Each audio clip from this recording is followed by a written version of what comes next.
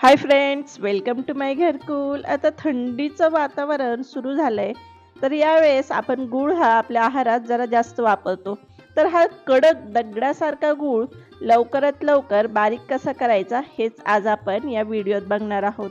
अगदी 5 मिनिटात आपण हा गूळ एकदम बारीक करणार आहोत. अगदी हल्ली मार्केटमध्ये जशी गुळाची पावडर मिळते तसं आपण आज ही गुळाची पावडर किंवा गूळ बारीक करणार आहोत.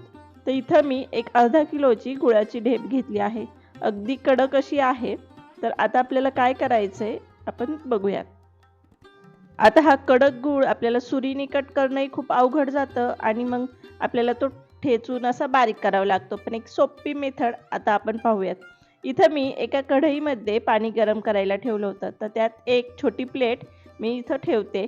तुम्ही इथं असे जे स्टँड येतात ते ठेवलं तरी चालेल. त्यानंतर एका छोट्या डब्यात मी आपली जी गुळाची ढेप आहे तर ती ठेवणार आहे. फक्त भांडं जरा असं उंच ह्याचं घ्यायचं, म्हणजे त्या आपल्या गुळाच्या ढेपेला पाणी लागणार नाही. आणि त्यानंतर त्यावरती एक झाकण ठेवायचं व शेवटी आपल्या कढईलाही आपण झाकून घेणार आहोत. म्हणजे जी वाफ असती त्याने आपला गूळ थोडासा मेल्ट किंवा सॉफ्ट होईल आणि पटकन आपल्याला तो बारीक करता येईल. अगदी इथं आपल्याला फक्त 5 मिनिटं लागतात.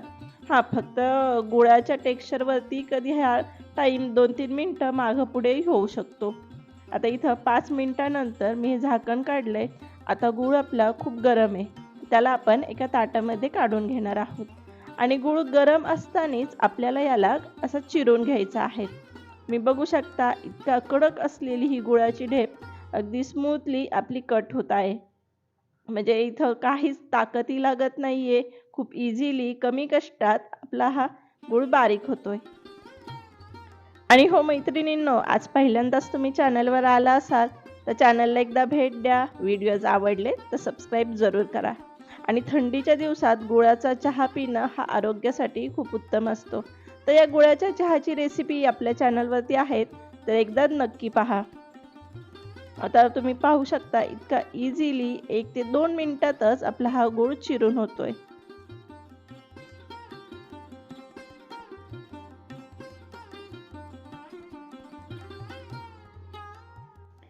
आता इथं तर मी हा सुरीने चिरते, परंतु एक छोटा गुळाचा तुकडा घेतला आणि हाताने तुम्ही पाहू शकता व्हिडिओत अगदी इझिली हा मॅश होतोय.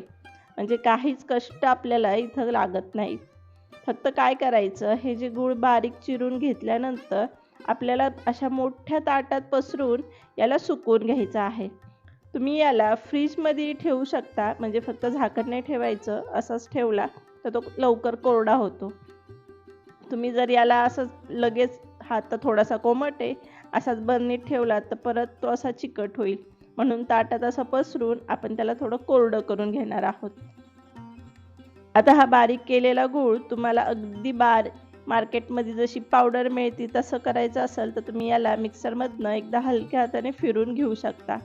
आणि कधी कुठल्याही पदार्थात तुम्हाला इमर्जन्सीत पटकन टाकायचं असेल तर ही गुळाची पावडर किंवा हा बारीक केलेला गूळ तुम्ही वापरू शकता. दरवेळेस गुळाची ती ढेप घेत त्याला फोडत चिरत बसण्याची काहीच गरज नाही. हा कोरडा झालेला बारीक गूळ तुम्ही बरणीत भरून ठेवू शकता व पटकन आपल्या किचनच्या आपल्या रोजच्या कामात पटकन असा वापरू शकता. तर ही टीप, ही जी पद्धत तुम्हाला आवडली असेल तर कमेंट्समध्ये सांगायला विसरू नका. आणि व्हिडिओ संपूर्ण पाहिल्याबद्दल खूप खूप धन्यवाद.